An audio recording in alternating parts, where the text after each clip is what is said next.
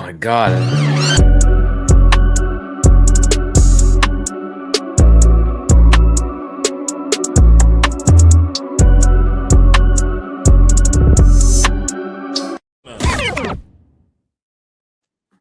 What's up, everybody, and welcome back to Fireside Giants. I'm your host, Anthony Rivardo, joined by my co-host, Alex Wilson. And today is cut day. That's right. The New York Giants trimmed their roster down from 90 to 53 men. And we want to react and recap and analyze all the moves that the New York Giants made. From Tommy Devito, unfortunately, being released to the surprises like Elijah Chapman, Turbo Miller, and some other surprising moves, and some disappointing moves, and some moves that I think are a little bit controversial. So there's a lot to dive into today. We're going to go ahead and interact with you guys in the live chat. I see some of you, Sinister Soup, my friend, good to see you. Ultra Crimson Lotus, Christian Whitehead, and many of the rest of you who are in the chat early here. But we're going to go ahead and recap all of it and answer your guys' questions. But Alex, how are you doing today, my friend? And what were your thoughts on cut day for the New York Giants?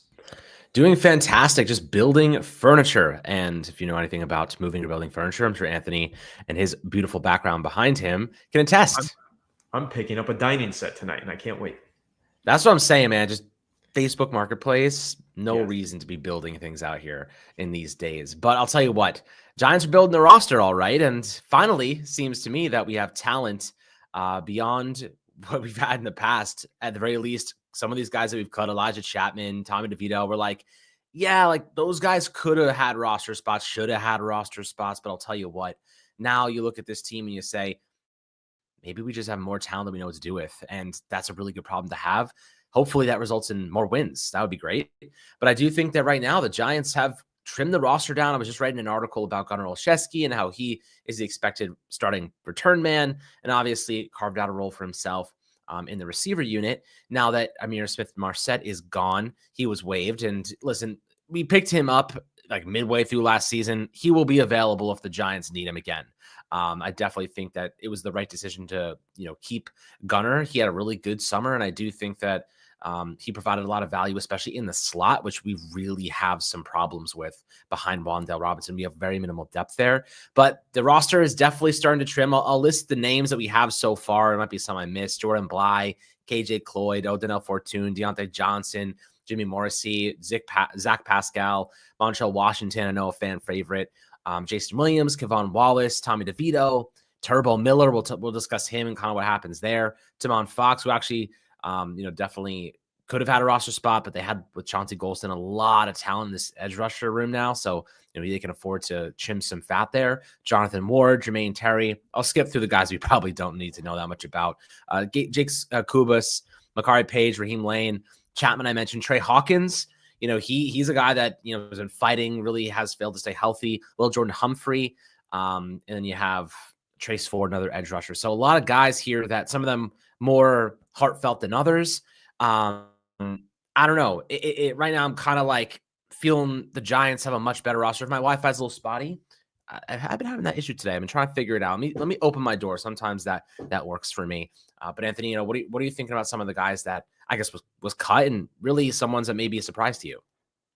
Somebody specific out of the 45 names you just rattled off to me there that you want me to talk about? Or should I just pick my favorite? Well, actually, I'll pick my least favorite cut, which is Elijah Chapman. Let's go ahead and talk about that one. And also compliments to Alex for his blueberry background. It's very blue, not a lot of creativity going on in the background like mine. Hey, I like that clean, simple blue aesthetic. That's nice. It's pretty sharp, Alex. Yeah, it looked like I was in prison before, so yes, I was improved. Honestly, I was concerned for you. I was a little. Dude, it was kind of crazy because my skin color was blending into the background. I kind of just looked like I was part of the wall. You started to look like a scab. That's actually kind of messed up, dude. That's not how I would have described that, but I guess that's fine. Anyway, I'm really upset about Elijah Chapman getting cut, and that's where I want to start this conversation. Chapman is a player that I thought had a lot of upside and demonstrated a lot of ability during training camp. When we were there in person, Alex, we saw him as a pass rusher do some dirty work, man. He has that low pad height because he's a shorter, kind of undersized interior defensive lineman. But that low pad height was allowing him to really drive into these offensive linemen with these power rushing moves and gain a lot of leverage. He won a lot of those one-on-one reps. I thought he had some decent reps in the preseason. And then the Giants pulled the rug out from underneath everybody and said, hey, this isn't a defensive tackle. This is a fullback. And then he went out there and I thought laid some very impressive blocks. I mean, he was hitting people and he was clearing lanes and opening holes. I was impressed with Elijah Chapman on both sides of the ball. Travis Hunter, who? But nevertheless, Elijah Chapman didn't make the 53-man roster. Now, reminder, guys, this is not the 53-man roster the Giants are going to have on Sunday, September 6th, when they're marching into Washington to play the Commanders. It's going to change. And also, a lot of these guys they release, they will re-sign to their practice squad. And I would bet you if Elijah Chapman does clear waivers, the Giants are absolutely going to re-sign him, and I think they should. But for now, I am a little confused by this decision, Alex, and I do want to get your take on it. Do you think that Elijah Chapman being cut is a surprise, or are you kind of like, whatever, maybe there's better talent on this roster? I just don't think the Giants can afford to have one-dimensional players anymore. Like Elijah Chapman, like you mentioned, is really, really, really undersized, and he really struggles against the run. He's really just a pure pass rusher. I'm happy that he tried to get involved as a fullback, but the Giants don't use fullbacks that much. So, it was definitely – go ahead. Yeah, let me just kind of like respond to that, though. They don't use fullbacks a lot, but this preseason – they were able to because they had a fullback, so they ran a lot of I formation. But now, essentially, by cutting Elijah Chapman, you just cut out an entire formation in your playbook. Now you don't have a fullback on this roster. Who's playing that role? Dexter Lawrence, baby. Yeah. Okay. I mean, maybe Fedoni or another tight end, maybe Daniel Bellinger, but like, I don't know. Come on, like, I'd rather have the ability to run the I formation. Have we not seen him do that a couple times? Sure, a couple of times, but I don't know. I think Chapman was an upgrade in the fullback department. I mean, who's getting in front of him? He's moving people. Yeah, and that's fair. I don't know. I guess like it wasn't used enough to warrant a roster spot. Listen, if he was competent as a run defender, like yeah, sure, I'm cool with it, just like added value. But like he's such a bad run defender that it actually like doesn't make up for the value there. He's a good like rotational pass rusher on third downs, but I do think he will land on the practice squad. The Giants, I wouldn't be surprised if they were looking for more defensive linemen in waivers. I know that safeties, there's a ton. Oh my God. Tony Jefferson, Marcus Epps, Mike Edwards. There is a ton of safeties that the Giants can go and grab just as depth pieces. No. Yeah, as depth pieces, I know. But I got to clarify for you. Tony Jefferson is not signing with the New York Giants. I saw you tweet that, and I was going to text you, but now I got to bring it up here. Tony Jefferson only came out of retirement so that he could play for Jim Harbaugh. Now that he's cut, he's either going – Oh, no, he wasn't. Sorry, Chargers. He was. Now that he's released, he's going to go either back to the Chargers practice squad or he's going to go back to retirement. He came out of retirement for Jim Harbaugh. He's not signing with the New York Giants, dude. I'll take is an interesting either way. As Epps or Mike Edwards, either of those two guys have a ton of experience and won't be going to waivers because they have more than 4 years of accrued experience. So they'll be free agents. And the Giants can easily sign one of those two guys to a veteran minimum contracts and basically get them for next to nothing. And listen, right now it's Javon Holland, it's Tyler Nubin, it's Dane Belton. We need another player there. Makari. We actually had a lot of UDFAs like kind of competing for pretty important roles on this team at safety, at receiver. I think Beaux Collins makes the team. I mean, so far, I think that's the indication, but all of those undrafted safeties didn't make the team. Most of the undrafted receivers didn't make the team. So I 100% think they're going to be going, it's kind of like going from UDFA, see what you get. And then you can fill those spots with some veteran experienced guys next to no cost through waivers or free agency. Pretty good actually strategy from the Giants to see if they can find a gem with those UDFA guys during summer and preseason. And then if they don't work out, you could easily find an upgrade there, which it seems like they're going to do.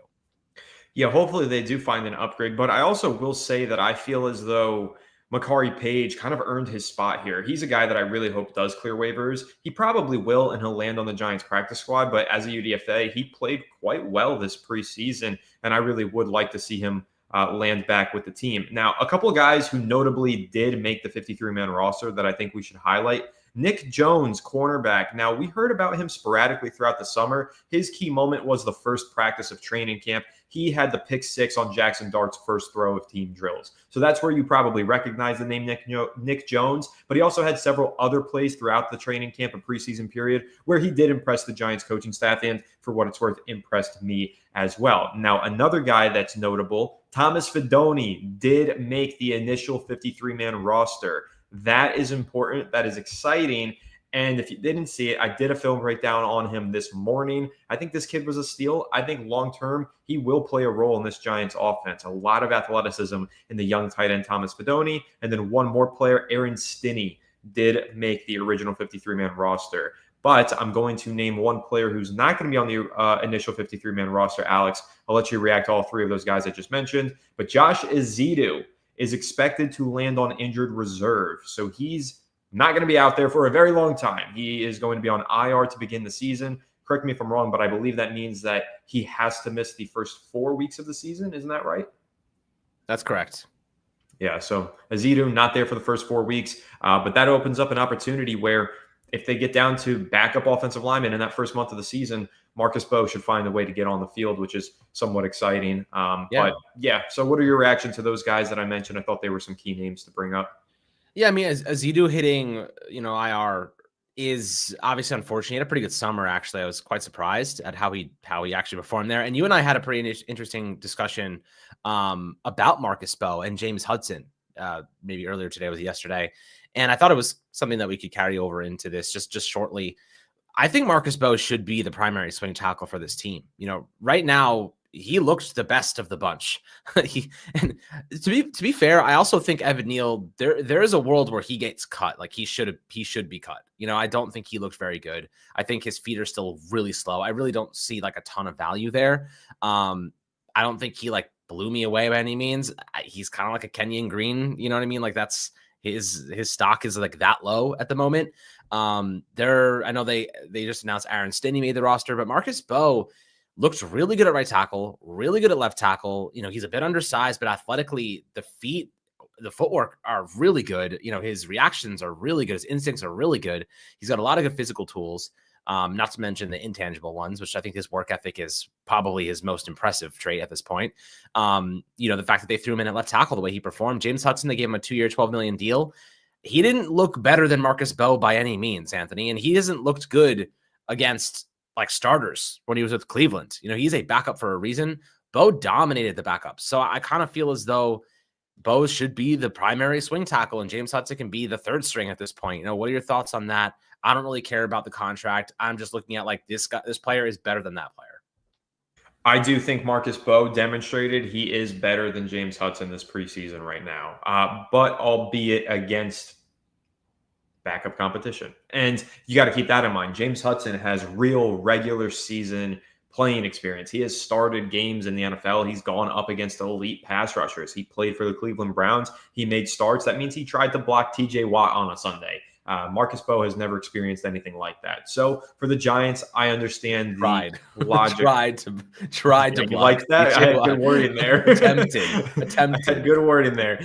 But Marcus Beaux has never gone through anything like that, and I don't blame the Giants for wanting to have a veteran in there who can do that for the first few weeks and then eventually hand that task off to Marcus Beaux if need be. So I don't blame them for that. But I want to get into a couple of comments from the chat here because we do have some interesting ones coming in, like Roderick here, member of the channel. Thank you so much, Roderick, saying, why is Bellinger still on the team? And honestly, Alex, I don't have a great answer for this because I do not think that Bellinger should have made the team. I think when you look at this tight end room, I am very happy that Thomas Fidone made the roster. But Greg Dulcich did not make the roster, and he led the NFL in receiving touchdowns this preseason. He looked great. What more did he need to do to make the 53-man roster? He outperformed all the tight ends, especially Daniel Bellinger, who wasn't on the field and wasn't healthy. And you're talking about Daniel Bellinger, a guy who is making $3.6 million against the cap this season. That's more than Theo Johnson, Greg Dulcich, and Thomas Fidone's cap hits all combined. I don't see the point in holding that much money into Bellinger, who is a glorified blocking tight end at this point in his career that has regressed every single season from his rookie year. So I honestly understand where Roderick's coming from. I don't know why Bellinger is on this team, and I need some clairvoyance on that because personally, I would have went in a different direction. I mean, listen, I really like Greg Dulcich. I think he had a really, really good summer. He had multiple touchdowns. He showed really good chemistry with Jackson Dart, and another team's going to claim him or they're going to sign him. I think he is in his 4th year now, so maybe he would be waived and claimed. But listen, when it comes to Daniel Bellinger, the Giants have a lot of faith in him. Clearly, they feel like there's unfinished business there. He's a draft pick for this team, and Joe Shane in that first draft class. So looking at what he actually has accomplished at this point, he's a decent blocker. He's a competent pass catcher, but he's also $3 million you could save and apply elsewhere. Look, if you're going to roster Manhertz, who is like, the best, I guess you could say, blocking tight end on the roster, what's the point of having Bellinger on the team? You at that point, you want to just go for receiving upside, because if Theo Johnson gets hurt or something happens to him, which last year he did get hurt, you want to have a guy that can step in and be a good receiver. The Giants do not have that aside from Fedoni, who I don't think is going to be playing anytime soon. That's kind of where I stand at this point in time. I think that Bellinger, while I do like him, if you believe that he's not going to be extended, I think that they were probably asking around to see if any teams would be interested in trading for him. Clearly, nobody was interested in trading for him. So the fact he made the roster is interesting. But listen, my preference, I would rather have saved the money, cut Bellinger, keep Dulcich, keep Theo Johnson, and Thomas Fedoni. You could even keep Manhertz if you really wanted to. But I do think that Bellinger's cap hit, the value there that you could have applied to safety, guard, linebacker is more valuable. Roll it over to next year is more valuable than the value he brings to the team right now, because we're still hoping on upside. Like that's the whole argument for Daniel Bellinger is like there's upside there. I'm like, guys, I think we've seen everything we've seen. Like Theo Johnson is the starter. We're not really going to see Bellinger that much. You know what I mean? So to not see him that much and for him to be getting the most money of any player at the position feels like a little bit backward. But again, it's also marginal. Like I'm not going to make a big deal out of it because it's $3 million. Like it's really not that much from the Giants have financially invested. It only looks like a lot because they don't have that much cap space, but it's really not going to change the course of their season, in my opinion.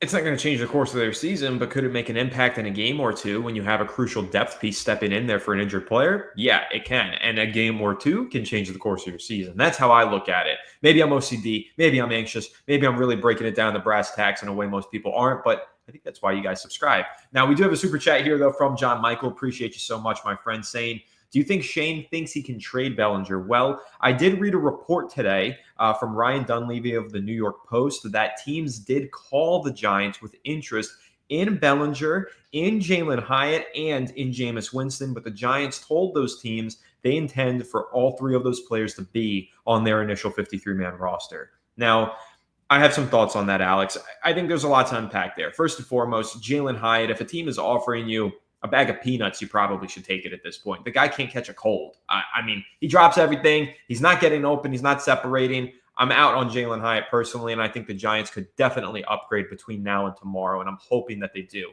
And then for Daniel Bellinger, we just went through that whole rigmarole. I do not think that he's worth holding on to at that price tag. I'd rather have a draft pick. And same thing with Jameis Winston. Actually, different thing with Jameis Winston. I like the fact that the Giants said no to trading Jameis Winston because, in my opinion, and I've given this take before, Alex, $4 million per year across 2 seasons for a backup quarterback of that caliber, that's one of the best contracts in the sport. I mean, seriously, $8 million across 2 seasons. I'm happy they didn't trade Jameis, but those other 2 players, Bellinger and Hyatt, I definitely think should be on the chopping block and should get traded.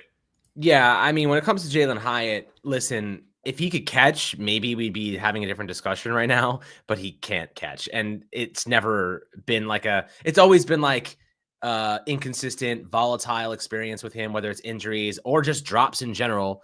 This is probably not going away anytime soon. He did it in the preseason. Why would this stop in the regular season with better competition and more leverage and more I guess you could say pressure? So I have to say, I think that he's on the roster because of Russell Wilson. I think Russell Wilson likes him. I think he wants to try and revitalize his career. But if he struggles or if he gets hurt or something happens, I think the Giants are going to move on. I think that there's other players out there that are probably worthwhile exploring. I think one of the reasons he's on this team is because he's essentially the poor man's Darius Slayton. You know what I mean? That's kind of why he's on this roster right now. If anything happens to Darius Slayton, who's been pretty healthy, they have a guy that at least can stretch the field with his speed, even if he can't catch. Like, so that's kind of like where I see the, I guess, perceived value maybe on their perspective. I get that perspective of it, but we're talking about a guy who, in that exact role, was outplayed by several players this preseason. Little Jordan Humphrey caught that touchdown pass in week 1 of the preseason from Jackson Dart. That should have been Jalin Hyatt, but Jalin Hyatt, A, was hurt, so he didn't play in that game, and B, dropped that same pass from from Jackson Dart in week 3 of the preseason. So I don't see the logic, and I see DP Excel here mentioning Neal. Evan Neal is a player that I know the Giants did receive calls on at the trade deadline last year, but they said, hey, you know what? We think we can still turn him around. We're not ready to give up. We think he can be a good guard for us. I don't think he can be. I don't know. I mean, listen, he flashed some things in the training camp period, but honestly, in training camp, I thought that he flashed things when the pads were off. When the pads came on, it was kind of the same old Evan Neal, falling on his face, landing on the ground too many times, and missing blocks the same way he was at tackle. And then in the preseason, we saw more of that. So I think that Evan Neal is a guy that I'm just kind of losing any hope that I maybe gained this summer in, based on a really poor final preseason outing. And I think that if the Giants can find a draft pick out there on the trade market for any of these players, Hyatt, Neal, Bellinger, I think they should go ahead and try and make some trades and get some draft picks. Yeah, I mean, the question is who actually would give up draft capital for a guy who can't stay on the field and has drop problems, right? Like, that's a bit, I mean, when it comes to Jalin Hyatt, for Evan Neal, I definitely think, again, don't think he has any value. I think he has the exact same stock value as Kenyon Green. I don't think anyone will trade for Evan Neal. I don't think anyone will trade for Jalin Hyatt. People would trade for Jameis Winston because he's a very solid backup and, you know, brings a good cultural vibe to your team. But I'll agree with this. Like, I like Beaux Collins more than Jalin Hyatt. I think Beaux Collins, yeah, he had some drops, but the dude got open and he can contribute on special teams, and he's an undrafted rookie out of Notre Dame. Like, this is a guy I can say, yeah, like, at least there's hope that he can remedy some of these drop problems. I don't think that Jalin Hyatt can remedy that now. I think it might be too late for him. I mean, we saw multiple passes, like perfect passes, not too far, not too short, like in his hands, and he still tries to catch it with his shoulders. Like, just high point the ball, or, you know, just have better technique. I know Anthony did a whole breakdown on this, but I think Beaux Collins is a guy I'd rather invest in. When Malik Neighbors is out, Beaux Collins was getting first team reps, and he's got some physicality to his game. He can play inside, he can play outside. He gets open, some separation there, and, you know, can be some value on the special teams unit. So I like Beaux Collins. I think just the fact that one of those UDFA guys made the roster is a win for the Giants, because it is really hard to find value in UDFAs. If any of those guys end up becoming anything at all, I think that's a huge W, and I'm happy he was able to, you know, grab a roster spot. Yeah, I'm excited for Beaux Collins. I think it's great that he made the initial 53-man roster, but I am a little skeptical here. I do think the Giants are going to be looking for some wide receiver help on the waiver wire, and I wouldn't be completely floored if Beaux Collins is a guy who makes it now, but then later on gets waived, or even I feel that way about a few players. So we'll see how active the Giants are, especially when looking at wide receiver. And I know you mentioned earlier, safety is a spot they could look at. I agree. I think cornerback as well. I definitely think the Giants are going to be active on the waiver wire. And so in a little while, we will talk about some guys who could be there on the waiver wire. But Alex, somebody in the chat, let me see if I can find it. I think I passed this one, and I don't think I'm going to find it again. But here it is. Roberto saying Turbo Miller 100 times better than Devin Singletary. I want to get your take on this, but I will say mine first. I really like Turbo Miller. He's an exciting young talent. He's a physical anomaly. Being able to run a 4.27 with 28 bench reps at the running back position, I think that's a one-of-a-kind, you know, profile. However, he really is a guy that just has straight-line speed on screen passes. He was electric in that one regard during the preseason, but ultimately it boils down to Turbo Miller being a little bit of a one-trick pony. And also, it comes down to Devin Singletary being a guy who would start on probably a handful of teams in the regular season.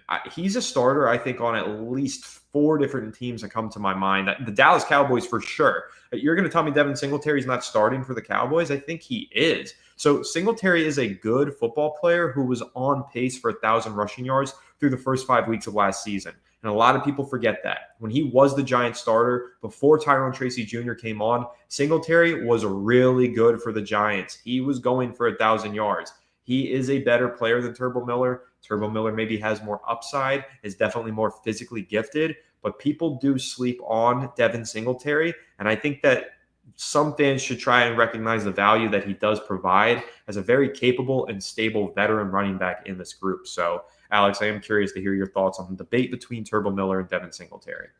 Yeah, I mean, listen, to me, Devin Singletary's value to this roster is a veteran backup, but it's also impossible to really cut him. You have to trade him. You could cut him. You're just going to eat a whole bunch of money. It's like $6 million, and the Giants aren't going to just cut a player that has starting experience and is a good backup. Cut him for what? Turbo Miller, who's never played a down in the NFL before. You know what I mean? I get it. If they were able to trade Devin Singletary, sure, then Turbo Miller makes a lot of sense, but that money makes it really hard. And at the very least, again, the Devin Singletary and Turbo Miller, like, they aren't going to define the Giants season. So, like, just save the money, save the player. He has lots of experience. They brought him in for a reason. Be Tyrone Tracy's backup. And serve that role. You could be a goal line type of specialist, possibly. He does have that kind of physicality about his game. I don't really, it's not that big of a deal to like make a big deal of it, if you could say, but I do think that Singletary, this is his last year with the Giants. Turbo Miller, I like a lot as a third down receiving back. And I think that Cam Scotty was going to fill that role. So I don't necessarily feel as though Turbo Miller's like presence on the roster is essential and critical. However, if Scottaboo does miss some time, I could see Miller being the first choice guy that gets called up, assuming he lands on the practice squad, which at this point I would heavily believe is going to happen. Yeah, I definitely think Turbo Miller will clear waivers and land back on the Giants practice squad, and I hope he does because I do think there's some talent there, but once again, I like Singletary. I think Singletary is a good, capable running back who starts on a couple of teams in the NFL. So you're holding on to a guy like that. It just so happens that the Giants have two other running backs that they really like and who are on rookie contracts in Tyrone Tracy Jr. and, of course, Cam Scottaboo. So, Alex, we got a couple of super chats in here from Sam. Sam, I appreciate you so much sending the same question twice, but we appreciate it nonetheless, and we will answer it from both of our perspectives. Who are our linebacker backups should be a priority for the wire? 100% agree. The Giants are really thin behind their first three linebackers, who are Bobby Okereke, Micah McFadden, and Darius Muasau. Outside of those three guys, they really don't have a lot of depth there. They made a lot of interesting cuts today. They cut Chris Board. They cut Demetrius Flanagan-Fowles. And other than that, I don't really know who else they would have to compete in that role. Maybe Ford. I think Trace Ford was the other guy who was playing linebacker for them. So I would anticipate that the Giants are going to bring in a linebacker on the waiver wire. So one of these guys who maybe surprisingly made the roster, let's say maybe a Beaux Collins you could look at as a bit of a surprise, a guy like that might end up being waived in favor of a linebacker who probably makes more of an immediate impact. So we'll see. I don't know which linebackers got waived today, who's going to be available, but I would almost bet on the New York Giants adding some sort of depth at linebacker between the next few days leading into week one. But Alex, what are your thoughts on the Giants' backup linebackers? And once again, Sam, thanks so much for the super chats. Yeah, I really appreciate the super chat. And, backup linebacker is going to be a critical need for the Giants. I know Riley mentioned Chad Muma. I believe he is a linebacker. So that could be an option for the Giants. There's, again, like you mentioned, there's not that many. Linebackers kind of one of those positions that I feel is always a little bit thin, like across the league. There's a couple of like good, every team has like one solid starter, but everything after that's just kind of like hoping and praying. I know we have Darius Muasau, another developmental guy, but I don't think he's anything special per se. Right now, the Giants could use another piece. Deontay Johnson looked really good last year in summer, but then obviously had an injury and he didn't make the team this year. So they were hoping to get some values from some of those cheap guys, but it doesn't seem like that's going to be the case. Looks like the waiver wire, or honestly, waiver wires, I think, are really good for finding some young pieces. Obviously, like they're less than 4 years of experience, so younger pieces with upside. When it comes to depth like that, sometimes I kind of like just cheaply solving them with some veterans, guys that have experience. Like, I know I'm not going to say Isaiah Simmons. He does have experience, but he's just not a good football player anymore. Never really was. But I do like when it comes to like filling depth pieces, Anthony, filling them with some veteran free agents that just can plug and play. Like, they're competent, they have experience, they know where to be, they're decent positioning. Some of these younger guys, I don't necessarily think can step in and immediately make an impact, even if there is upside there. Sometimes they still need a lot of like gameplay. So I kind of like those guys like at the tail end of their careers, have a lot of experience, older, phased out. Those are the kind of guys I like in backup roles, just because you can trust them when their name is called. Yeah, I actually see it differently. I prefer the upside young guys on the waiver wire. I think that's why people clamor for them all on the waiver wire. That's why multiple claims go for some certain guys. And I think when you're looking at these depth pieces, you don't really want them on the field anyway. If you're getting down to them, they're all on the field. You're probably not having a great season and you're dealing with a lot of injuries, right? So you just want some guys who can go out there and hopefully provide some upside is kind of how I see it, because Bobby Okereke is a great player. Micah McFadden is a really good player. Those are starters, and I don't really need another experienced starter behind those guys. I need a guy with some talent who can develop and learn from those two in front of him. So that's kind of how I see the waiver wire for the Giants at linebacker.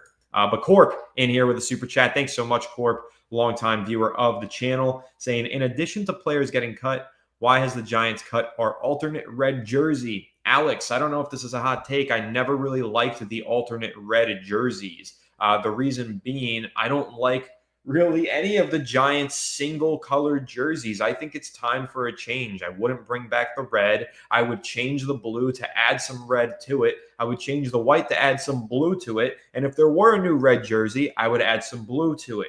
I think that this design style that the Giants have is outdated. They haven't changed their uniforms in 20 years, and I think they're due for a refresh personally. So while I would like to see some variation of a red jersey, I would also just like to see a new variation of every jersey for the Giants personally, but I don't know where you stand on that.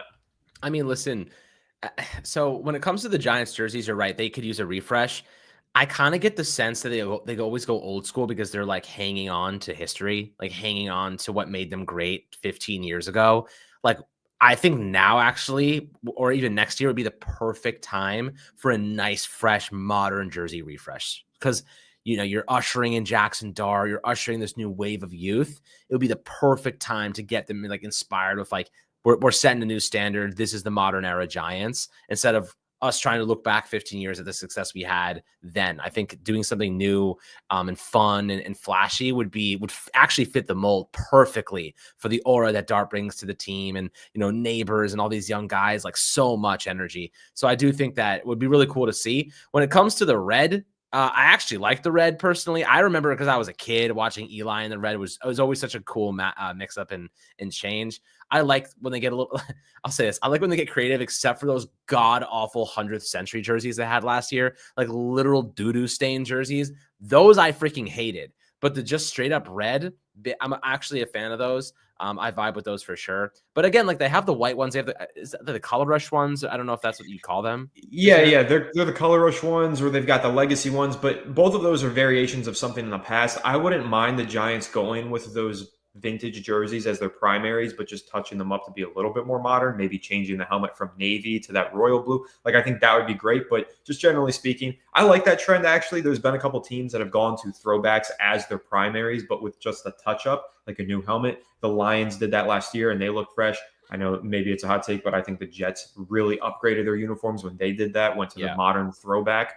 I like modern throwbacks. I think those are cool, but I don't know. Again, we've been wearing these jerseys for 20 years. I think there's a lot of nostalgia with them. We saw 2 Super Bowls in them. That's great. But I would like to see 2 Super Bowls in some new jerseys as well. So that's my take on it.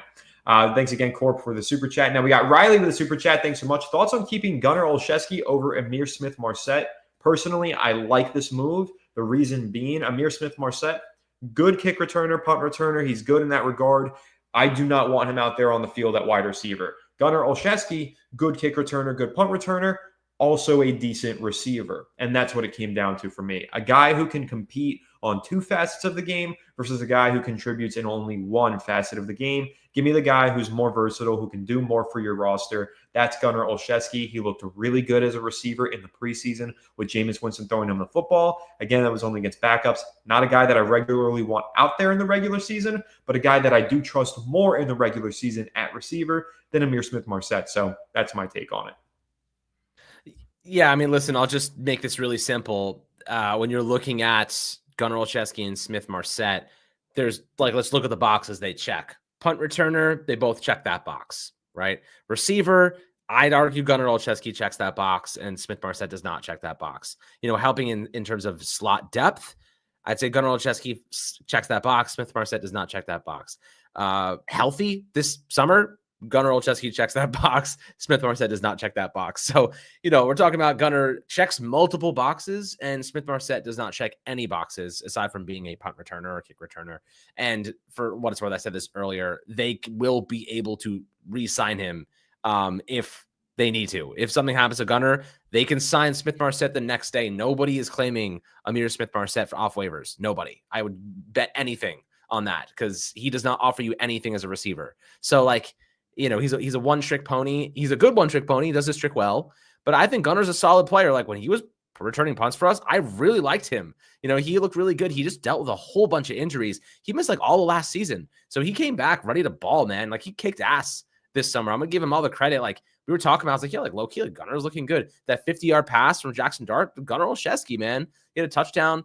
I really think that he earned that roster spot. I think, really encouraged and I'd say impressed with what I saw from him this summer. And I think the Giants made the right decision there. I agree. I actually do like that decision and totally support it. Now, Alex, this is a little off topic, but for us long-term Fireside Giants viewers who are viewing with us today, and also a quick side here, shout out to the 511 of you on YouTube who are viewing, and shout out to the total 1,887 people tuning in across Twitter and YouTube. But for those of you who have tuned into us for a long time, you might remember the David Sills Army. Shout out to the David Sills Army getting a W today, not with the Giants in New York, but with the Falcons in Atlanta. David Sills has made the Atlanta Falcons' initial 53-man roster. Give it up for David Sills. Shout out to Sills Army. Now we got a super chat, though, coming in here from Nate. Honestly, not familiar with what this currency is. Thank you, though, Nate, for the super chat. Alex, if you know the currency, I'm curious. CHF. Czech Republic. I don't know. I don't know either. Regardless, though, thank you, Nate, saying, if Devito gets claimed, who would you want as practice squad quarterback? That's a great question that I'm not sure I know the answer to. Practice squad quarterback would be an interesting find. It's Swiss francs, he said. I said Franks at the end. I saw the F. I was like, Franks. I did hear that. I heard that. Appreciate that, Nate. Appreciate that. Thanks so much, Nate. I think Devito, I think he is going to get claimed, and I don't know who the Giants practice squad quarterback is going to be as a result. And my prediction is that he's going to get claimed by the New York Jets. I don't think he's going very far. Yeah, I would agree with that. Devito definitely gone, in my opinion. I think they probably tried to trade him, but didn't get anything going there. I think in terms of practice squad, who could we bring? Oh, God, please, no Tim Boyle. Don't give me Desmond Ridder either. Who maybe a Kyle Trask or a Kyle McCord? Didn't he get cut too? I guess those guys would be fine. It is the practice squad quarterback. Yeah, it doesn't matter. If we get down to the practice squad, we're so cooked, guys. We're so cooked if we get down to that, man. We were cooked if we get down to freaking Devito anyway. So, I'm happy not having – we have 3 guys on the roster. We'll never get down to the practice squad quarterbacks at this rate, which is definitely exciting at the very least. But I don't know. I was actually looking – let me throw a name out there, Anthony. This is not a quarterback, but a receiver. What would you say if I said Hunter Renfrow? The route guy. Watched. That's what I would say. I would say he's one. Yeah, he is. I don't know. I get Hendon Hooker's infatuation with him. He used to be a really good route runner and player, but I mean, he barely got onto a roster this summer, and he didn't make that roster. I'm not entirely interested. Again, I want a guy with upside. Although the argument that I would make, the Giants do need a slot receiver in terms of depth, and he can play out of the slot. But that's what I'm thinking. It's kind of weird because you watch him in practice, and this dude just cooks everybody. His routes are unbelievable. I just don't understand how he never makes the team or he never contributes. It's kind of crazy because in practice he looks phenomenal. I don't know, just kind of wild. What do you think about this guy as the practice squad quarterback for the Giants? His name is Anthony Rivardo. I think Oh, you would get hit. him. You would disintegrate like when like infinity stones disintegrate. What is that supposed to mean? You're acting like I'm not athletically. Elijah Chapman on the practice squad I would go hit to you, the and gym you every would day. I fly. am strong. I am young. I'm younger than Tommy DeVito. Bro, you get picked up on from the LaGuardia Airport as an unidentified aircraft after getting hit playing quarterback in practice squad. You know, God forbid I want to dream a little bit. Flag practice. You know squad. what? I'll take the high road here. I won't fire back with any personal insults at you. Sam, thank you for the super chat. Appreciate you so much. Who is on our offensive line? Who is the swing tackle? On the offensive line, Aaron Stinney did make it. Josh Azito is likely heading to IR, and the swing tackle is probably going to be a combination of James Beaux or James Beaux, the combination. James Hudson as the left tackle, Marcus Beaux as the right tackle, and eventually Marcus Beaux being the swing tackle at both positions. Yeah, I mean, literally, yeah, we said this before. Marcus Beaux is my swing tackle. You know what I mean? Like, he is the guy that if I had to choose somebody right now to be a player that came in for Jermaine Illuminor, Andrew Thomas, I'm picking Marcus Beaux. And the reason I say that is kind of the reason you gave me before. You were mentioning you want depth pieces, like those depth pieces, you want young pieces, you want them to play the upside. That's exactly why Marcus Beaux should be playing, because he has a lot of upside and that experience will only help him. James Hudson is not a good football player. He is a backup football player that the Giants gave $12 million to, but they can cut him with like $3 million in dead money after the season. He is a backup. So, Beaux could be a starter, and I'd love for him to get that playing time if necessary, if needed. So I definitely believe at the very least, if they do need somebody, he will be the one they call upon for the most part. But I know the Giants just released the roster. Is that what just happened? Because I am seeing people say that in the chat. Okay, so let's take a look at this. I'm trying to find the link. Okay. Have you found it? Yes, I have the link, and this is my job as the host here. Let me pull it up, please. All right, I'm going to share my screen. We also need to respond to a couple super chats first. So, let's see. We got one from Christian here. Thanks so much, Christian, saying, is Eric Gray on the team and Jordan Riley? Because I'd rather Turbo Miller and Chapman. Eric Gray is going on physically unable to perform, and so he's going to be out at least the first 3 weeks of the season. Jordan Riley, I do not think made the roster. Actually, I haven't seen anything. Well, let's see. Check the list. I am checking. My goodness, he did not make the roster. And then I also would have preferred Turbo Miller being on there somewhere. He'll make it back on the practice squad. But thank you, Christian, for the super chat. Oh, Diana Rossini. Sean, thanks for the super chat. We will get to waiver targets in a minute, but I am going to go over the 53-man roster first, and then we'll discuss some of the guys that could be filled in. And Riley, I saw the super chat as well. Thank you. Pats waived Cole Strange. I saw that. Yes, a former first rounder and a center who could potentially compete with depth in the Giants' interior offensive line. However, I was just reading a report from Jordan Rannon that there are people within the Giants organization that feel like Greg Van Roten is their best center. And there is an opportunity here for him to potentially compete at that position. And John Michael Schmitz is probably going to be looked at as their depth piece in that regard. So I don't think they're going to target Cole Strange. Really? Yeah, so who the hell's playing right guard? Because if Evan Neal's playing right guard, we're in trouble. Well, you would have to assume in that case it would be Evan Neal. But let's go ahead and take a look at this 53-man roster and react to it. The quarterbacks, chalk, nothing surprising there. Jackson Dart, Russell Wilson, Jameis Winston. On the offensive line, Jermaine Illuminor, James Hudson, Marcus Beaux, Evan Neal, John Runyon. Austin Schlottman makes the roster. That's probably your depth piece at guard center. So, again, not expecting Cole Strange to be a target. JMS, the starting center. Aaron Stinney, another guard depth piece. Andrew Thomas and Greg Van Roten. So that's all about what we expected, I think. Yeah, I think so. I think Stinney making the team, veteran Schlottman, I know has experience at center as well. Yeah, I mean, that report that Van Roten is their best center, I don't necessarily. Some people in the organization feel that way. Whoever those people are, I got to meet those people because those people have, guys, I'd rather John Michael Schmitz be playing center than Evan Neal playing right guard. I can say that with confidence. Yeah, but I don't know. I think that Greg Van Roten is definitely an arguable better center than John Michael Schmitz right now. If you're, it's possible, but I think don't factor right guard into the conversation. 1-to-1, player to player, I think you could absolutely argue Greg Van Roten is better. I think, yeah, but what I'm trying to say is I think Greg Van Roten is better than Evan Neal at right guard than he is better at Yes. center than John Michael Schmitz. I think that's closer than I think there's tangible proof to look at. I don't think Greg Van Roten has played enough snaps at center that I can actually look at and say like he's better.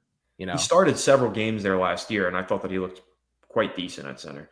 He's but decent. Whatever. He's decent. Well, yeah, whatever. Yeah, let's keep going through this roster. So the Giants are holding 6 receivers. Beaux Collins is the guy who sneaks in there and beats out the other UDFAs. Jalin Hyatt does make the initial 53-man roster. I won't say final because it's never final, but he does make the 53-man roster. So does Gunnar Olszewski, and like I said, Beaux Collins, the rest expected. Giants only holding 3 running backs. That's Motor Singletary, that's Cam Scatterboot, and that's Tyrone Tracy Jr. Good thing Cam Scatterboot got healthy in time for the season, so that they can hold only 3. Now, the tight end room, this is one that was much discussed. They're holding 4, Daniel Bellinger, Thomas Fidone, Theo Johnson, and Chris Manhertz. Personally, Alex, I would have preferred Dulcich in for Bellinger, but I do understand he's a former draft pick of the Giants. They like Bellinger. That's why they're holding on to him. But, yeah, there's your 4 tight ends. Yeah, it definitely seems to me that the Giants are favoring draft picks quite a bit in these decisions. It's quite obvious. You look at, Evan Neal's a big one. You look at, obviously, Daniel Bellinger and Jalin Hyatt. All these guys draft picks, all these guys making the team over other players that were not brought in. So you clearly see I guess you could say a routine here with the Giants general manager, Joe Schoen and Brian Daboll, that they prefer to bring in guys they originally brought in and not outsiders. Maybe it's a culture thing. Maybe it's an upside thing. Maybe it's like they want to save face thing. Probably a whole bunch of all of it in one. But I do think that I would have preferred Dulcich over Bellinger just because I like his receiving abilities, and you could have saved $3 million in the process. Yes, I would have liked to save the money. I also feel like the saving face thing is probably a big part of it, and I don't like how big of a part of that conversation that is, because that's just what it feels like. I don't know. I think there were more capable players, Greg Dulcich definitely being one of them. But moving along here to the defense, also to answer a question that I saw in the chat. No, Ezeudu's going to injured reserve. He made the roster, but he's going to be on IR. Defensive line, let's take a look here. We've got Darius Alexander, DJ Davidson. They're listing Chauncey Golston as DL and not OLB, so that's why you only see 3 OLBs there. Dexter Lawrence, of course, Rakeem Nunez-Roches, and Roy Robertson-Harris. This really is about what we expected, except I would have reshuffled this a little bit to have Chauncey Golston in there as an outside linebacker, and the 6th defensive lineman that I would have carried would have been Elijah Chapman, and I probably would have trimmed fat at cornerback because 7 cornerbacks seems like quite a lot. Yeah, definitely it's a lot of cornerbacks for sure. But the defensive line, of course, now we see Jordan Riley did not make this team. They have Chauncey Golston actually labeled, as a defensive lineman, even though I think he could go either or. I do believe that right now when you're considering, I guess, the depth on this team, DJ Davidson looked good. I like Roy Robertson-Harris. He's probably the starter. Rakeem Nunez-Roches is a good backup. He started last season, good backup. And, of course, Darius Alexander needs a little bit more time. But, guys, make sure to hit that like button below on YouTube. Would really appreciate that. Helps us get the stream out to more people like yourselves to get some more action and stuff. So, definitely thank you guys for that and tuning in as always. But let's take a look at the outside linebackers who I guess are very, very expected. What is there to look at? Brian Burns, Kayvon Thibodeau. Yeah, that is very expected. Let's go to the inside linebackers where I think there is something to discuss. Chris Board and Demetrius Flanagan-Fowles making this roster. I actually thought that I saw Chris Board got cut. I guess I read incorrectly. Demetrius Flanagan-Fowles has, to me, one of the craziest names ever, and also is a player that I didn't really see do much during the preseason. But this is a position that I think is going to change. These are the 5 linebackers on the Giants roster right now. I would bet by tomorrow they only have 4 inside linebackers, and they end up picking up somebody elsewhere to add depth to a new position. That's how I feel about it, because personally, Alex, Chris Board, Demetrius Flanagan-Fowles, I don't think either of those guys are going to hold on to their roster spots. I think the Giants will find reinforcements elsewhere. Yeah, waiver wire claims are certainly coming, and so are any potential free agent acquisitions as well. So Chris Board, he has special teams value. I do know that, but man, if you watched him play, he is really slow, like really slow. So definitely a player I think that could be replaced if they find someone that has some special teams value. Demetrius Flanagan Fowles, like you said, great name.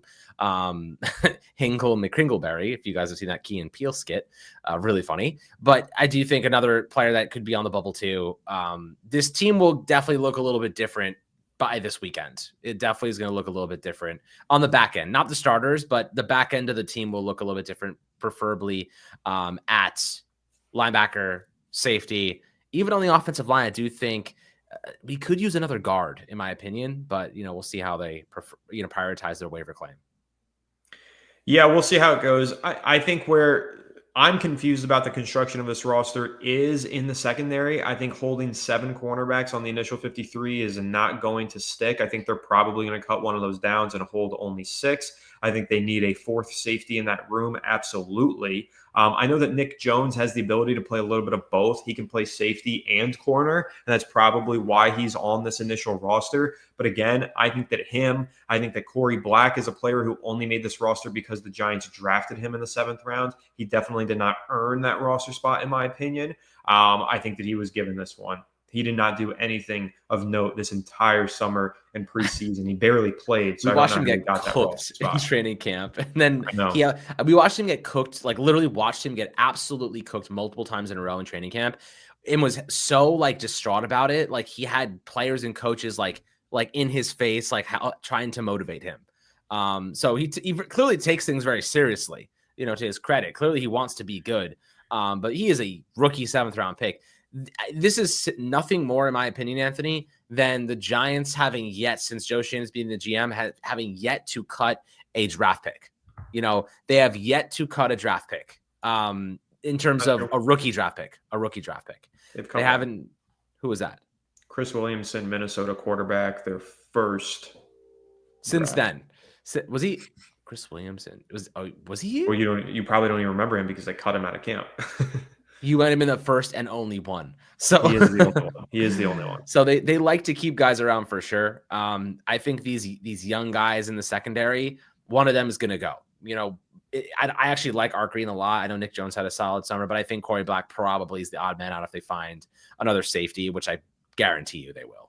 They're going to need to add another safety. Holding 3 going into the season isn't going to cut it. They need a 4th. So you're going to see probably one of these cornerbacks get shed. And again, I really would have preferred to list Chauncey Golston as an outside linebacker, have 4 there. I would drop one of these 5 linebackers, go down to 4, and add a defensive lineman and Elijah Chapman. Listen. It's going to change. We're talking tomorrow. About back end of the roster guys. We're really not talking about anything game changing, but just me personally, who I think should have made this roster, how I would have split it up. That's my take on it. I would have kept Chapman. I would have dropped one of these linebackers that's never going to see the field for them, and I would have dropped one of these cornerbacks for a safety.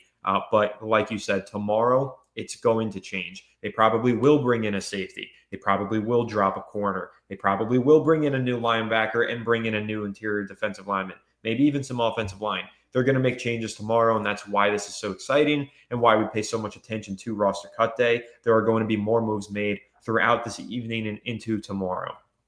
Yeah, absolutely. And I know there's a couple of decent players, like former first-round picks, not like CJ Henderson's one of those guys, cornerback for the Falcons. He got cut. So there's definitely a lot of players that are free to sign or be claimed via waivers. Giants have the 3rd slot, so they'll have a priority spot to get a good, solid player, a good young guy, former top draft pick, maybe dealt with some injuries or inconsistencies. Maybe he's a good scheme fit for what the Giants want. There's going to be some decent players the Giants can snag, and I think that's a good thing for now. For sure, Corey Black probably doesn't have a job tomorrow. I definitely think he'll probably be the one that gets the boot, unfortunately. He could land in the practice squad. We'll see how that happens. We'll see how that goes, but good for him for now. And then you mentioned the defensive line. A couple of defensive linemen did get cut as well. So there could be more moves to be had there. listen, this is a team that, right now we're talking in the past, dude, like last year even, we were talking about starters, like guys being claimed off the waiver wire to start football games for this team. You know what I mean? That's what we were talking about last year. At the very least, we're talking about guys who are probably never going to see the field unless there's a catastrophic injuries at any given position. So I feel pretty good about that. The fact that our conversation has shifted from claiming guys to start and play significant playing time to claiming guys to be third stringers. That's a nice change of pace. I like that our conversation has shifted from claiming guys to I'm upset that this guy didn't make the roster, because we actually have talent that was difficult to let go. That's new. We haven't had that for the last few years. The fact that the Giants had several difficult decisions to make is a sign that they're heading in the right direction. This is a positive day for the Giants. It's a sad day. A lot of guys lost their jobs. It's unfortunate, but a lot of them will find jobs elsewhere, some of them at least. And hopefully the New York Giants are able to put things together in a way that allows them to have the necessary depth that they need going into week one. Now, Sinister Soup with a great comment here saying, this is why I'd love to see you guys get press passes. Want to see Anthony grilling Dable on why he cut Chapman. I am with you. Hey, what's his name? What's that media relations guy who likes to listen in every now and then? Pat Hanlon.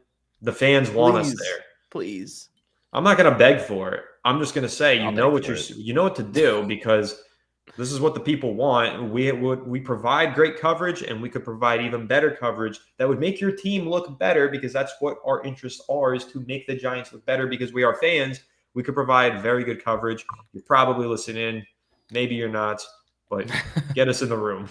Please. Yeah, that'd be cool. One day we will get there. Hopefully, when it comes to the Giants, they're a bit old school. So I definitely would love for them to be a little new school, change the jerseys, change the media policy. That would be a great start to usher in the new regime of Jackson Dart, wouldn't it? Yes, it would be. John Michael with the super chat here. Thank you so much for the super chat saying Isaiah likely got waived. What do you think of him? He did not get waived. He got placed on some sort of injured list. So just to clarify that, if Isaiah likely got waived, I'd be all over that. From more than half the teams in the league. He's a really good player, starting caliber player. Yeah, the Giants would jump for Isaiah likely. But no, he did not get waived, unfortunately. Yeah, tight ends. Don't want to revisit that topic. Yeah, Candyman, thank you for the super chat saying, can't Gunner play slot? Yes, he can. That's why he made it over Amir Smith-Marset, plain as day. Yeah, he can play the slot. He obviously is special teams value, and he made plays. Like, straight up, sometimes the difference is like this guy made plays and that guy didn't make plays. Amir Smith-Marset didn't do anything, and Gunnar Olszewski had a couple of big moments, notably the 50-yard catch from Jackson Dart. And really, I guess it didn't matter, when it comes to Jackson Dart and the chemistry you have with some of those guys. Washington, Lil Jordan Humphrey, both got cut despite the fact they both looked good with Dart. But maybe that's just a good indication that Dart was elevating the talent around him. Kind of nice, right? Yeah, it is nice. And I do think that's the case. I think he was elevating guys. Listen, he's a first-round pick coming out of Ole Miss. He's you're seeing a lot of these UDFAs or guys who are never able to make a roster being all of a sudden practice stars with Jackson Dart throwing them the ball. That is a good indicator that he's elevating talent around him. But what I'll say about that is I thought that the one cut that probably has the greatest impact on Jackson Dart, his chemistry, his mentorship, all of that kind of stuff, that's actually Tommy DeVito to me. Tommy DeVito and Jackson Dart got really close this summer. They're very good friends. And we're talking about Tommy DeVito as a player who was an undrafted rookie thrown into the spotlight. He is one of the most famous people in the New Jersey area right now playing sports. He is huge. He can't go into any restaurant in New Jersey without somebody knowing, hey, that's Tommy Cutlets, right? He is arguably the Giants' second or third most popular player. And so being thrust into the spotlight like that, there was a lot of valuable teaching lessons that he lended to Jackson Dart, and they got really close. And I thought that he did provide great value this summer. So if there is a loss for Dart, I don't think it's really Montreal Washington. I don't think it's Lil Jordan Humphrey. Listen, Jackson Dart's, we don't need him. We don't want him having an elite chemistry with Lil Jordan Humphrey. We want him eventually having elite chemistry with Malik Neighbors. So it's not going to be that big of a deal. But Tommy DeVito leaving, I think, that could have somewhat of an impact just in terms of helping Jackson Dart navigate things. Thankfully, though, the Giants have a great quarterback room otherwise with Russell Wilson and Jameis Winston. But I just wanted to throw that out there. I don't think that's a discussed enough point. Tommy DeVito did a lot to mentor Jackson Dart this summer. I do think he deserves some credit for that. Yeah, absolutely. I mean, he's a good locker room guy. Pretty much anyone that's been in that locker room has said like Tommy DeVito's just a good dude, and I think that teams value that. The Giants certainly value that. But let me ask you a really off the beaten path question right now. It's on the path, but it's definitely not on topic. Would you cut Jalin Hyatt to pick up Marquez Scantling? Yeah, Marquez. How old is Scantling at this point? He's got to be pushing 30. Oh, Marquez Valdez Scantling age. He is 30. He's 30 years old. He is 30. And last year he played in 14 games for 411 yards and 4 touchdowns. So pretty much he had the best season of Jalin Hyatt's career. And not only the best season, he destroyed the best season of Jalin Hyatt's career in like his age 30 season. Yeah, I mean, but that's also partly because he's age 30 season. Like he's when he was 26, experienced and he's good. No, I know. MVS has been a good player for a while, but he's played with some great quarterbacks in his career. He was on the Chiefs, and he's also played with some great coaches. He was on the Chiefs, so it's a big difference. I think for that kind of a move, cutting Hyatt. There's an argument for it, but if we're talking about cutting him for name your pick of 30-year-old mid receiver, that's not worth it to me. No, okay. So if you're going to cut Jalin Hyatt, you want someone young, maybe some upside, maybe has some injury problems and is bouncing back, like something like that. I would have cut him for somebody who played better than him on the Giants roster. You get what I'm saying? If somebody earned the spot over him, whether you want to call that a Montrell Washington or a little Jordan Humphrey, if one of those guys earned the spot over Jalin Hyatt, you go with him. But if you're comparing Jalin Hyatt to Marquez Valdez Scantling, who I'm pretty sure is like a Super Bowl champion or whatever. Yeah, he's the better player, but also he doesn't know your scheme. You got to ramp him up over the course of a couple of weeks. And there isn't the upside like there was with little Jordan Humphrey as a new guy in your building, as Montrell Washington as a new guy in your building. You get what I'm saying? So it's more about the upside, not being there for an outside guy coming in. Like a Hunter Renfrow, there's only downside to Hunter Renfrow. There's no upside. Jalin Hyatt at least does have some semblance of an upside. You get what I'm saying? Yeah, I understand what you're saying. Definitely makes sense to me, but I don't know, man. This is there's a lot of players that are kind of becoming available. I just came across. I was just looking on Twitter. No, yeah. No. I just came across Diesel Dart, and I couldn't help but chuckle again. I think that name is awesome. I heard that name on draft night, and I thought that was sick. I initially thought that it was a nickname for Jackson Dart, that his nickname was Diesel. And then I was like, oh, no, his brother is literally named Diesel. That's awesome. We do have Riley joining as a new YouTube member of the channel. Thank you so much, Riley. Really do appreciate that. They're from Utah, dude. They're not from the South. That's crazy. Is Utah the new South? Boys. Utah the new South because, dude, like Utah's the new yeehaw. New Diesel, man. That's crazy. All right, we also got a super chat from Bear315. Thanks so much, Bear, saying, my confidence for our wide receiver depth is down. Outside of our starters, I don't have confidence with anyone. Yeah, I don't have confidence in Jalin Hyatt. We just praised Gunnar Olszewski, Alex, but I don't have confidence in Gunnar Olszewski playing wide receiver. We're talking about a punt returner. Like, that's why. Yeah. The Giants... I'll put this out there right now. The Giants are going to be drafting a receiver in the first or second round next year. I would bet money on it. So probably because I don't think they're going to be able to afford to re-sign Wan'Dale Robinson. So I think they're going to have to mid to back end first round receivers are right where you want to get them. You know what I mean? Like you don't always have to spend, like, you're never going to get a Neighbors at the back. You're very rarely going to get a Neighbors at the back end, or a guy or Justin Jefferson. I guess. Where did Jefferson? Justin Jefferson went. He was a 20. Yeah, I was gonna say, like, I guess you could get one of those guys in there. Maybe that's the argument for doing that. Not to totally ruin your point, because I get the point that you're making, but I could rattle a number of receivers. Yeah, well, the second round, of course, late first, early second. It's true. I was like, as I was going through that, you get your Jalen Reagors of the world who went one pick before Justin Jefferson, or Ladd McConkey's of the world. Well, yes, those are the players. That's a positive. But Jalen Reagor being a negative. But no. But even so, I'm trying to help you make your point. You're right. You're hurting me and helping you make your point. Right. That's correct. I am. No, but I think the Giants can easily get a good receiver in the first and second round next year, and a good complement. Or You know what I'm about to You saw it too. So yeah. I'm going to let Alex answer this question. Robert with a good one here. What do you guys think about taking a swing on Malachi Corley for slot depth? Alex, I'm going to let you take this one away. So I really liked Malachi Corley coming out of the draft. And apparently the big issue with him is that he just has like a really bad attitude. So that's probably not what the Giants want to bring in. I mean, yeah, obviously like the Jets could not get him involved in their offense. The Jets don't have an offense. Let's be very clear. The Jets last year were an embarrassment of an offense. This year, I mean, we saw them. Justin Fields is not a good quarterback. He is a run-first quarterback. They have a run-first offense. I thought Malachi Corley actually could have played a part in that. I think he expected more just because he was a third-round pick, and I think that he got cut because of it. And I think that he thought he deserved more, and that I did not see that coming. I didn't know he had like that type of attitude. So I'd probably say no just because of that. But I do think there is talent there, and I do think he has to go to a team where like they're going to humble him. A good team that's going to say, dude, you got to earn your way here. Like you're never going to play here if you're going to act like this because we're not the Jets. We are a good ball club. Even if it's on the practice squad to work his way up. I think that's probably what happens to him. My thing with Malachi Corley is a lot of people are going to look at him and say, oh, he's a former third-round pick.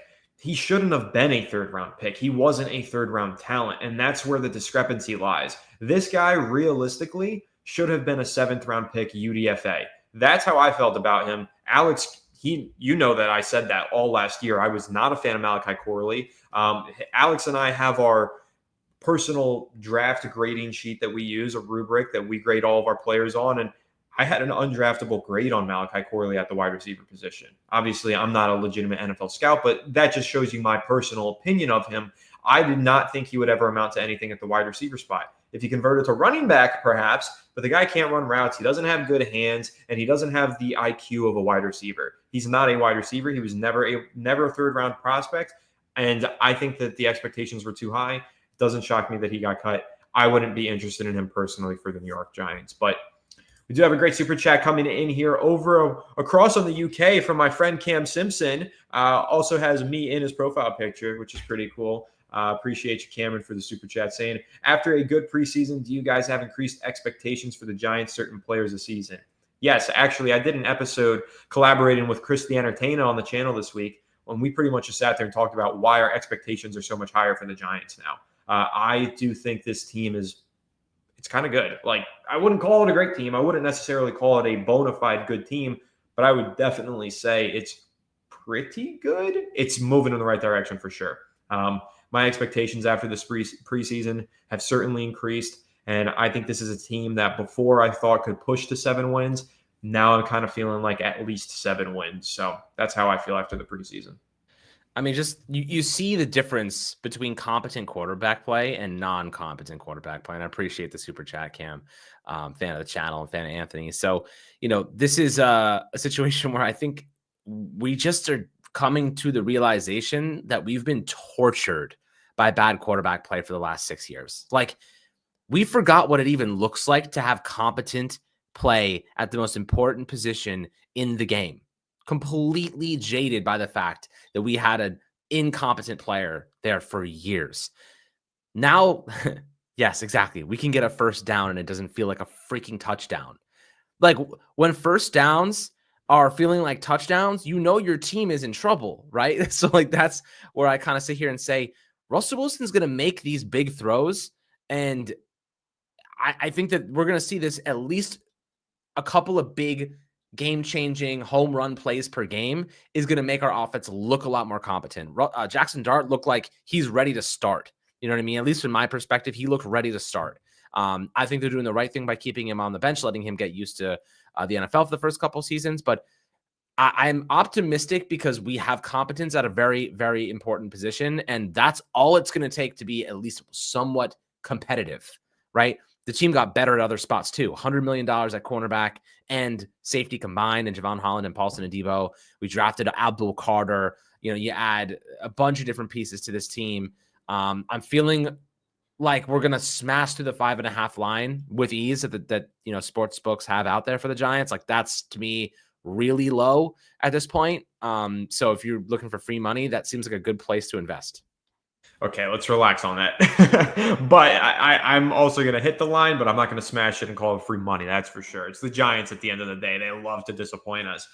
But no, I do think that the Giants, my expectations are higher because they have a competent offense now, and I truly believe that they will. I think Mike Kafka demonstrated a lot this preseason, and I think knowing that we have Russell Wilson and even two good quarterbacks behind him, I definitely like our chances. What's standing in the way is a really tough schedule playing both the AFC West and the NFC North this year. That's going to be tough. Before I get to these next two super chats that popped in here, I want to show you guys something. This is going to be a sneak preview. Okay. This is going to be something that's coming to the empiresportsmedia.com/store in the coming days. Yes, the ESM shop is getting some new FSG gear. Alex, I don't even know if you've seen this yet. Maybe you have, maybe you haven't. Danny just sent this into our Gmail inboxes.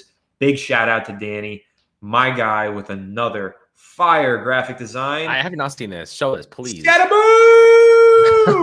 Nice. That's actually sick. I mean, this is pretty sweet. You already know I'm going to be rocking this just about every Sunday live stream. Scataboo! That's awesome. I really like that. I also would like the blue with the white wording as well. Yeah. This is like the Anthony Rivardo branded T-shirt at this point. I mean, this is my thing, is the Scatabooms. So I love it. I'm really excited. Back, Cutlet Boy. I also have a second surprise for you, though, Alex. Because now that I know that you didn't see either of these graphic designs. Ready? You want another one? Okay. Yeah, I do. I do want another one. Watch Rich Eisen show and also like Ocean. Also show them. Oh, nice. That's cool too. I like that. That's sweet. Awesome. Be a damn pirate. That's cool. Also, can you show the people here the new stickers that we have? Nice. Let them see full screen. Let me see a full screen. New stickers for fans of the channel. We're going to be giving these away in the coming weeks and months. So if you like them, we'll be doing little giveaways for you guys, and we appreciate all the support as always. I mean, that's hot. Yeah. I love it. Got a lot of great FSG gear coming. It's going to be a big season for us, guys, and you all are the ones who motivate us to have these big seasons, and we're really excited for it. I'm excited to share our success with you guys because it's all thanks to you. So look forward to plenty more giveaways and T-shirts and all that stuff on the channel. We got a few more super chats to get through, though, before we do wrap up this live stream. First of all, hear from Christian saying, thoughts on picking up Damson Watson next to Dexter? Talk about run defense. I know they wouldn't get him, but what if? Well, it's heartbreaking. This guy is not even allowed to practice yet. You get the reference, Alex? Heartbreaking. The dude is 490 pounds. The constant Dov climbing posts every single day. I know, right? Heartbreaking emoji. Shut up. That guy's not real. Damson Watson's still not allowed to practice. That guy's not freaking real. He's a robot.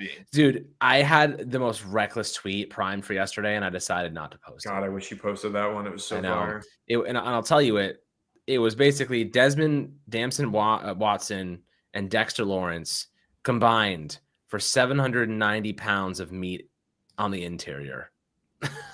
Very massive pause, but it's a factual statement. This dude is a freaking massive human being. A massive human.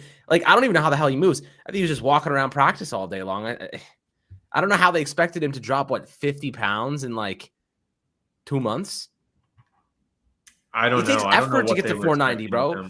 It takes genuine effort to get to 490. Really don't know what they were expecting of him. I mean, listen, the guy is huge, but you're not stopping. You're not tush pushing against him and Dexter. So I don't know. There's an argument for it. What about guard, bro? What about center? Put him anywhere and just let him. Imagine him as a fullback. Let him sit on somebody. Let him sit on somebody. He might kill somebody though. Bear with the super chat here. Thanks again, Christian, for that one. So yeah, just to answer your question, Watson not likely, but fun idea. Bear, thank you for your super chat saying lots of interesting O-line cuts. Did you guys see anyone you think the Giants should get or take a chance on? I'm going to need to read through all of the cuts, which is what I'm going to do later today. And then tomorrow we're going to have an episode pretty much reacting to that and giving you our takes on who the Giants should or could or would sign. So expect that tomorrow. However, I could definitely see them adding some talent on the offensive line. I know somebody did say Cole Strange. Not sure I'm all in on Cole Strange, but he is somebody that could be an option if they want guard/center depth. Yeah, I think I'm trying to think about like anyone that I saw. Like again, these guys are so like low on the depth charts half the time that it's hard to actually remember who they are. Like they're not well-known names by any means. Lyle Collins did get cut by the Cowboys, so that is a guy that is like I guess out there, but I don't know. Veterans. The thing is, we don't need tackles, right? We have James Hudson and Marcus Beaux, and you also have Josh Azidu. Like a legitimate backup center would be helpful. A decent guard with some upside. We're not asking for anyone to start because you're not going to find that in the waiver wire claims, but maybe somebody. I know the Jets just released offensive tackle Carter Warren, former 4th-round pick. I think they liked him, but they had so many tackles because they just drafted in back-to-back years. So maybe that's someone that could be Who released who? The Jets released Carter Warren, an offensive tackle. How many Jets rejects do you want after flaming them for having no offense and not being able to evaluate players? I never said they didn't have a good offensive line. The Jets have a tremendous amount of resources invested in their offensive line. They just have zero quarterback play and nobody behind Garrett Wilson. Although I really like Mason Taylor, the tight end. I do think he's a really good player. He's all right. I don't know. Yeah, no, he's pretty good. But I'm not taking any Jets reject offensive linemen, though. But who knows? Maybe the Giants will pick something up, but I think that they really like the guys that they have. I don't know if they should, but I think that they do. H50 with a super chat here. Thank you so much, H50 Pharaoh. I am happy with all the decisions today. I was surprised with a few players, but we have to trust the process. I can't wait for the season to start.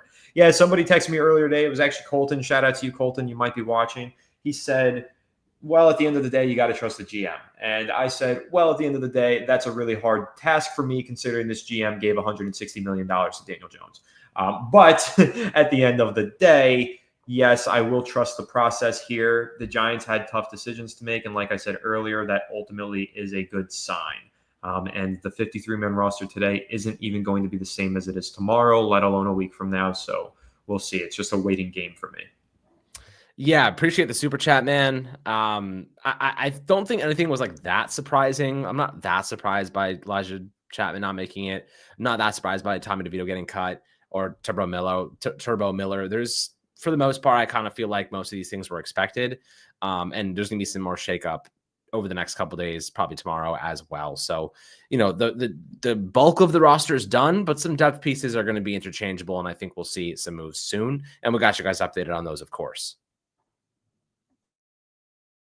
Of course. Yes, we do have you guys updated. Tomorrow's video is going to be fun. We're going to react to all the moves the Giants make. Thomas, thank you so much for the super chat saying everyone knows we need a real WR2 probably next year. And despite that, we cut Turbo Miller and Greg Dulcich. I'm not disappointed. I'm pissed.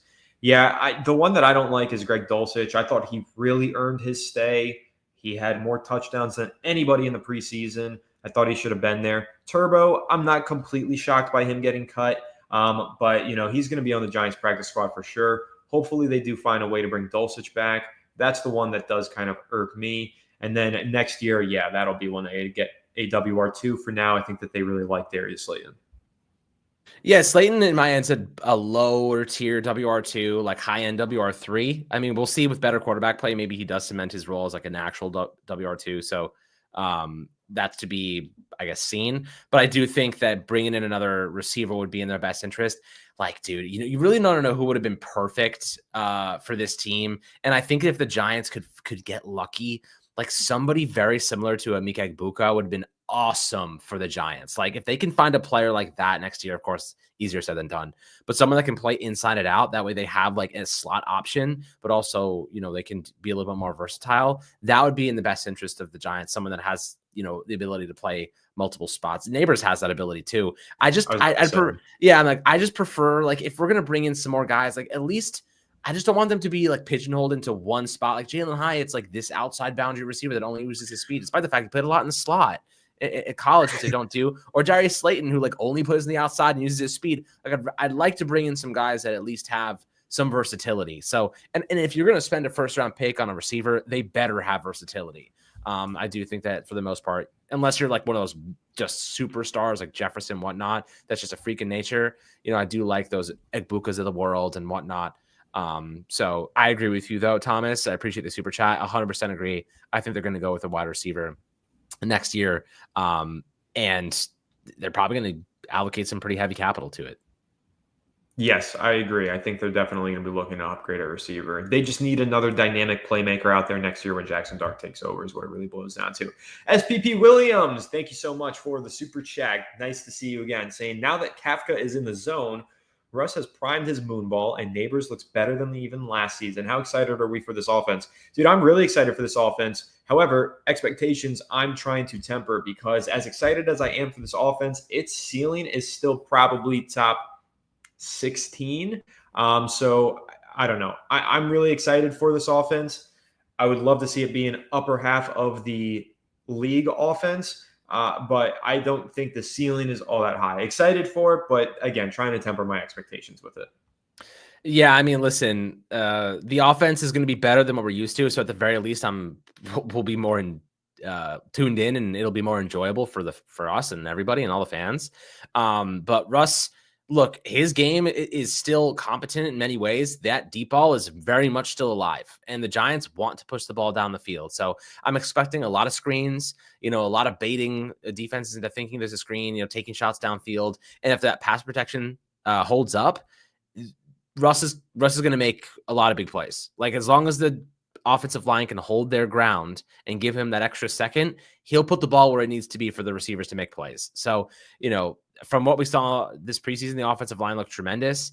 I mean, the regular season is a whole different ball game, but I think Neighbors, especially if you guys are fantasy football players, as long as Neighbors stays healthy, he is going to be a menace. And most importantly, he's going to be catching balls downfield. And when he's catching those downfield, he's going to be scoring on a lot of them because they're going to be in stride, and he's not going to have to stop and field it like a fly ball in the outfield like Daniel Jones always do. Tomorrow, he just sailed it over his head.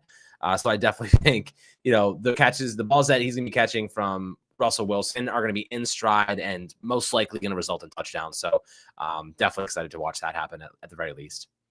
Yeah, most definitely. At the least, I'm excited to see Malik Neighbors score some touchdowns and scatterbooms, of course, and of course those Russell Wilson move balls. So it should be a much more fun season, guys. We've got you hooked up with constant content here on Fireside Giants, daily posts. Been doing a lot of those film breakdowns. You guys seem to love them. Expect more of those. And also long-form podcasts, live streams, everything right here on Fireside Giants. So make sure to leave a like if you enjoyed, subscribe if you're new, ring the bell so you don't miss an episode, and comment your thoughts down below in the comment section. If you listen to Apple or Spotify, make sure to leave a 5-star review. And go ahead and follow us on all of our social media channels at Fireside Giants. And without further ado, we'll catch you on the next one. Have a good one, and let's go, New York Giants.